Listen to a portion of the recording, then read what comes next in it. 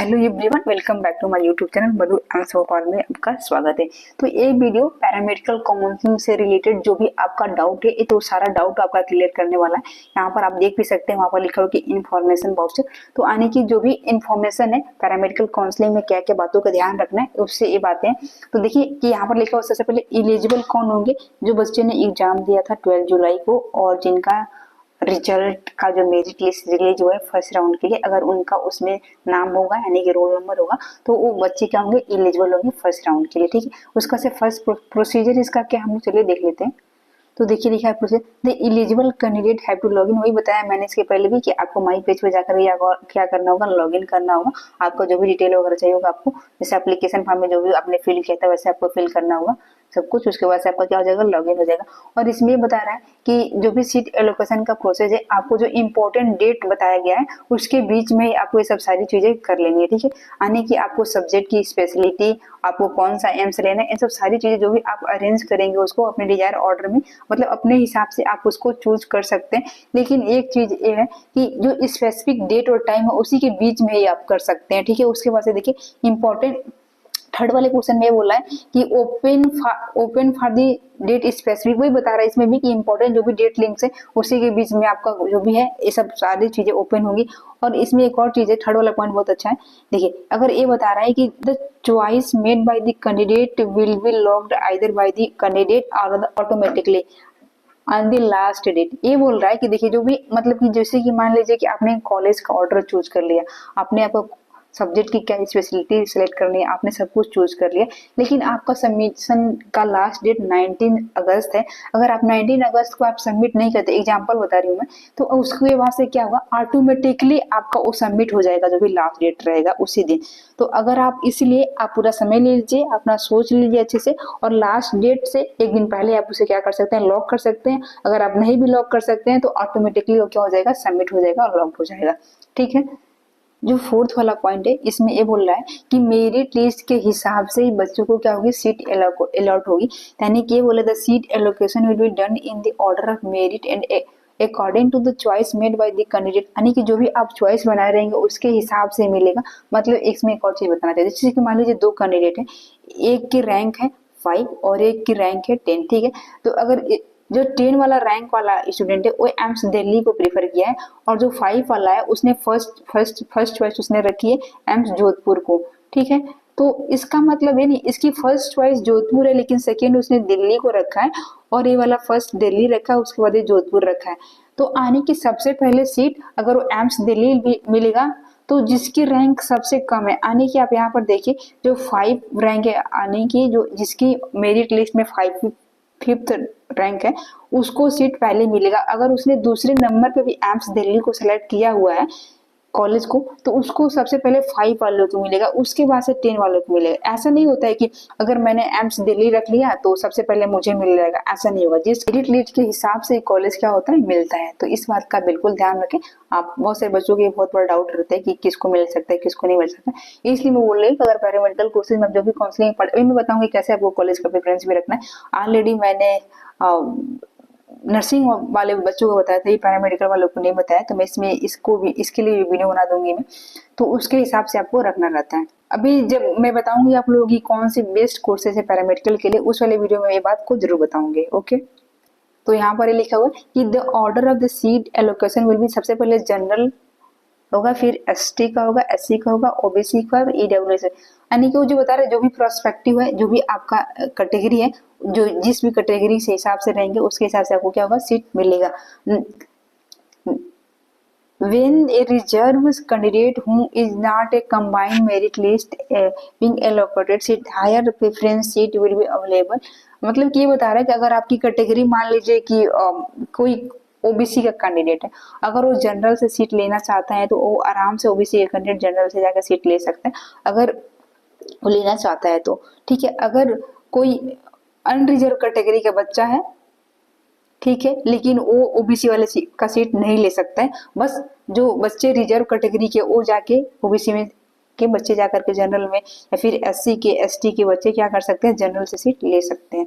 ठीक है, इसमें ये बता रहा है। तो if the available concern the reserve category will be automatically allot हो जाएगा, वही बता रहा है। If the subject being allotted as per choice by the such candidate is simultaneously available in the both the unreserved and reserved category at the time of the allocation his her rank then the unreserved seat. यानी क्यों बता रहे, अगर unreserved category से भी है, reserve category से भी है, तो उसको जो सबसे पहले अगर उसकी कैटेगरी में सीट अवेलेबल होगा उसको वो वाली सीट दी जाएगी। यानी कि जैसे कि मान लीजिए कोई ओबीसी का कैंडिडेट है, अगर इसकी मतलब ओबीसी की कैटेगरी में इसको सीट अवेलेबल है तो सबसे पहले ओबीसी की दी जाएगी, अगर ओबीसी भी नहीं है तो जाकर के जनरल से सीट ले सकता है। और इसमें जो जो इम्पोर्टेंट चीज़ें हैं मैं वही बता रही हूँ, अगर मैं सारी पॉइंट्स को कंसिडर कर रही हूँ जो इतनी इंपॉर्टेंस नहीं है, ऑलरेडी आप लोग कुछ कुछ चीज़ें आप जानते हैं, तो बहुत ज़्यादा वीडियो लंबा हो जाएगा, तो इसलिए मैं फिर पॉइंट को छोड़ रही हूँ। वही बता रहा है कि मतलब फर्स्ट राउंड का जो भी शेड्यूल है स्पेसिफिक डेट के बीच में आपको क्या करना है, सारे काम को करना है। फिर 6 पॉइंट आप देखिए यहाँ पे क्या लिखा हुआ है, तो 6 पॉइंट में है कि all candidate who have been allocated seat in first round are required to log in। मतलब कोई उसी बात को बता रहा है बार बार कि आपको माई पेज पे जाना होगा, आपको एक्टिवेट कर, जब लिंक एक्टिवेट हो जाएगा तो फिर इंपॉर्टेंट डेट के बीच में आपको ये सारे जो भी चीजें हैं ऑप्शन वगैरह आपको सिलेक्ट करना है। देखिए यहाँ पे लिखा हुआ है, ये क्या है, ये इंपॉर्टेंट है, ये सब इस वीडियो का ये सबसे इंपॉर्टेंट पार्ट है। देखिए यहाँ पर लिखा हुआ है कि पॉइंट फर्स्ट है accept allotted seat and do not wish to participate in the further round.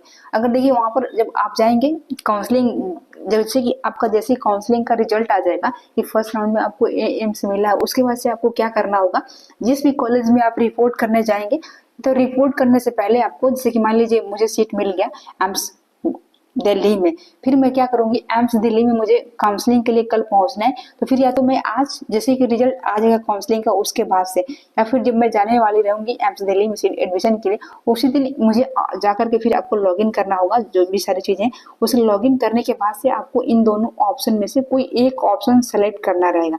तो देखिए अगर आपको जो भी कॉलेज मिल गया है फर्स्ट राउंड में, अगर आप उसी कॉलेज में पढ़ना चाहते हैं तो आपको फर्स्ट ऑप्शन सेलेक्ट करना रहेगा, ठीक है। अगर आपको सेकेंड राउंड में आप पार्टिसिपेट करना चाहते हैं तो आपको सेकेंड ऑप्शन सेलेक्ट करना रहेगा। यानी कि सेकेंड ऑप्शन में लिखा रहेगा कि I want to participate in the second round, इसमें लिखा रहेगा कभी I do not want to participate in the second round, ऐसा करके लिखा रहेगा, या फिर I accept the first round seat, ऐसा करके मतलब दो ऑप्शन रहेंगे आपको। तो आने की फर्स्ट ऑप्शन में ये रहेगा कि अगर आप जिस भी कॉलेज जो भी मिला आप वहाँ पर एडमिशन लेना चाहते हैं तो फर्स्ट ऑप्शन सेलेक्ट करना रहेगा, अगर आप सेकेंड राउंड में पार्टिसिपेट करना चाहते हैं तो आपको सेकेंड ऑप्शन क्या करना रहेगा, चूज करना रहेगा, ठीक। उसके बाद ये है कि जो भी ऑप्शन आपको मिला है, जो भी अलॉटेड सीट होगा आपको रिफ्यूज करने का कोई ऑप्शन नहीं होगा। अगर जो भी सीट है तो आपको जो भी एम्स मिला है आपको लेना पड़ेगा। अगर आप फेल हो जाते हैं लॉगिन करने, सेलेक्ट ऑप्शन, ये सब सारी चीजों करने से इंपॉर्टेंट डेट के बीच में, तो आपको सीट क्या है कि एलिजिबल नहीं होगा सेकेंड राउंड के। यानी कि जो भी फर्स्ट राउंड में जो भी आपको कॉलेज अलॉट होगा वहां पे जाना है, आपको रिपोर्ट करना है, तब भी आप सेकेंड राउंड के लिए एलिजिबल होंगे। अगर आप फर्स्ट राउंड में नहीं जाते हैं, जो भी आपको कॉलेज मिला है वहां पर रिपोर्ट करते हैं, अपना डॉक्यूमेंट वेरीफाई नहीं कराते हैं फर्स्ट राउंड में, तो फिर आप सेकेंड राउंड के लिए एलिजिबल नहीं है, फिर आप सेकेंड राउंड में पार्टिसिपेट नहीं कर सकते, यहाँ पर लिखा हुआ है, ठीक है। फिर उसके बाद से देखिए all the candidate who are allotted seat are mandatory to require, यानी कि ये बता रहा है कि जिस भी कैंडिडेट को जो भी सीट मिला है उसके मैंडेटरी बहुत ही जरूरी है कि फर्स्ट और सेकंड ऑप्शन जो भी मैंने बताया अभी आपको चूज करना। अगर आप देखिए अगर आप चूज नहीं करते हैं फर्स्ट और सेकंड ऑप्शन तो फिर आपको क्या होगा आपके साथ। देखिए जैसे बहुत सारे बच्चे बोलते हैं कि नहीं मैं चूज नहीं करूंगा तो फिर क्या होगा। अगर आप ये सब चूज नहीं करते हैं, देखिए यहाँ पे आप लिखा if you choose option to participate in the next round you will allotted another seat then you will have to join seat allocated during the next round। अगर आप सीट को आपका जो भी पहले आपको जो भी सीट मिले थे जिस भी एम्स में फर्स्ट राउंड में, अगर आप सेकेंड राउंड में पार्टिसिपेट करेंगे तो फर्स्ट राउंड की जो भी सीटें वैकेंट हो जाएगी और किसी और कैंडिडेट को क्या हो जाएगी वो अलॉट हो जाती है ऑटोमेटिकली, इसमें ये बता रहा है। लिखा फिर उसको से failure to join the upgrade seat, यानी कि जो आपको जो भी सेकेंड राउंड में सीट मिलेगी अगर आप उसको ज्वाइन नहीं करते तो आपको 1 लाख की क्या देनी होगी, पेनाल्टी देनी होगी। तो कोई प्रॉब्लम नहीं अगर आप फर्स्ट राउंड में, हमेशा देखिए आपको सेकेंड राउंड में जरूर पार्टिसिपेट करना चाहिए, हमेशा सीट क्या होता है अपग्रेड होता है। तो आप सेकेंड राउंड में पार्टिसिपेट करिए, 1 लाख पेनाल्टी आप तभी देंगे जब आप ज्वाइन नहीं करेंगे। तो आपको क्या प्रॉब्लम है, आपको जो भी कॉलेज मिलेगा आप उसे ज्वाइन कर लीजिएगा तो आपको 1 लाख रुपए नहीं देना होगा। और बहुत सारे बच्चों के मन में ख्याल आ रहा होगा कि अगर हम एडमिशन ही नहीं लेना चाहते हैं तो फिर देखिए एडमिशन तो आपको लेना होगा, अगर आप एडमिशन नहीं लेते हैं तो आपको फिर 1 लाख रुपए देने होंगे। तो अगर आप एडमिशन ले लीजिए और आप कोर्स को 2-3-4 महीने कंटिन्यू करिए, उसके बाद से आप बीच में कोर्स को छोड़ सकते हैं। लेकिन उस कोर्स को छोड़ने के लिए, पैरामेडिकल वाले कोर्स को, आपको 5,000 की डीडी बनवा के सबमिट करनी रहती है कॉलेज में। तो वो एडमिशन आपको एक बार लेना पड़ेगा, उसके बाद से आप 2-3 महीने बाद वहां पर जब भी एम्स में जाएंगे, उसके बाद से आप छोड़ सकते हैं कोर्स को, ठीक है। तो देखिए उसके बाद से एक क्या है कि 8 में ये बता रहा है कि जो भी आपका फर्स्ट राउंड में जो भी आपको सीट मिलेगी, तो आपके लिए क्या होना चाहिए, जो भी आपका रिजर्वेशन आपको लेना है, तो आपको अपनी वैलिड प्रूफ होना चाहिए। यानी कि ओबीसी का मैंने ऑलरेडी बता रखा था, ईडब्ल्यूएस वालों को आपको सेंट्रल लेवल का सर्टिफिकेट होना चाहिए अपने जो भी आपकी रिजर्व कैटेगरी है उसके लिए। अगर आपके पास ईडब्ल्यूएस या ओबीसी एससी एसटी का जो भी डेट वैलिड था एडमिशन के टाइम पे, मैंने बहुत पहले से मैं बता रही हूँ, उसी डेट के बीच का ही आपका जो भी सर्टिफिकेट है कास्ट वाले वो वैलिड होगी। अगर उस डेट के बाहर का होता है तो फिर वो वैलिड नहीं होगा, फिर आपको जनरल से सीट लेना होगा, इसमें इतना ही है, ठीक है। उसके बाद से लिखा है कि अगर आप जो भी आपको एम्स अलॉट होगा, अगर वहां पर आपने ओरिजिनल सर्टिफिकेट्स को अगर आप डिपॉजिट नहीं करते तो उसकी जगह पर आपको 1,00,000 के रुपए की क्या करना होगा, सबमिट करना होगा। यानी कि आप अगर अपने ओरिजिनल सारे डॉक्यूमेंट सबमिट नहीं करते हैं तो आपके वो क्या करना होगा, 1,00,000 के डिमांड ड्राफ्ट बना करके सबमिट करना रहेगा। इन द केस ऑफ अगर आप ये सब सारी चीजें नहीं कर पाते हैं तो आपको क्या करना रहेगा, फर्स्ट राउंड में आपको नलीफाइड कर दिया जाएगा, यानी कि आपको फर्स्ट राउंड में आपको क्या कहते हैं, बाहर कर दिया जाएगा, आपको एडमिशन नहीं मिलेगा, ठीक है। और सेकेंड राउंड के लिए आपका कोई कट ऑफ मेरिट लिस्ट में कोई भी अप्रूवल नहीं होगा, यानी कि आप एडमिशन पूरे मतलब आप एडमिशन नहीं ले सकते हैं पूरा मिला करके, इसमें यही है। तो इसीलिए बता रहा है कि वैलिड आपका क्या रहना चाहिए, आपके पास ओरिजिनल सर्टिफिकेट सारे रहने चाहिए, सारे ओरिजिनल सर्टिफिकेट को आपको डिपॉजिट करना रहेगा जो भी एम्स अलॉटेड होगा वहां पर जाकर के फर्स्ट राउंड में, ठीक है।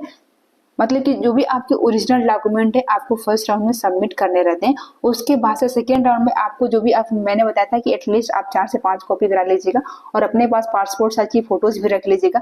अगर आप नहीं रखते हैं फोटो और ये सब सारे सर्टिफिकेट वगैरह ओरिजिनल, तो फिर आपका एडमिशन क्या हो जाएगा, कैंसिल हो सकता है। इसलिए आपको ओरिजिनल सर्टिफिकेट रखना है। अगर आप ओरिजिनल सर्टिफिकेट नहीं रखते हैं तो 1,00,000 की आपको डीडी बनवा के देनी होगी, ठीक है। तो ये सब सारी चीजें इसमें है। और वो मैंने बताया कि जो भी एडमिशन का सेंट्रल गवर्नमेंट लेवल का होना चाहिए कास्ट सर्टिफिकेट, मैं बहुत पहले से बता रही हूँ, बच्चों को पता है। और 9 ऑप्शन में ये है कि जो भी कैंडिडेट वैलिंग पीडब्ल्यूबीडी हॉरिजॉन्टल, मतलब ये बता रही है कि अगर आप कोई भी सर्टिफिकेट लगाना चाहते हैं तो उसके लिए वैलिड प्रूफ होना चाहिए आपका रिजर्वेशन सीट लेने के लिए, ठीक है। अगर आप ओबीसी एससी एसटी ईडब्ल्यूएस कोई भी कैंडिडेट है तो उसके लिए मतलब कि वो तभी सेकेंड राउंड में अपीयर हो सकता है या बैठ सकता है जब वो सारे चीजें जो भी वैलिड सर्टिफिकेट वगैरह है सब सारी चीजें उसके पास रहेगी, तभी वो एलिजिबल होगा। इसमें ये बात बता रहा है बार बार का, ठीक है।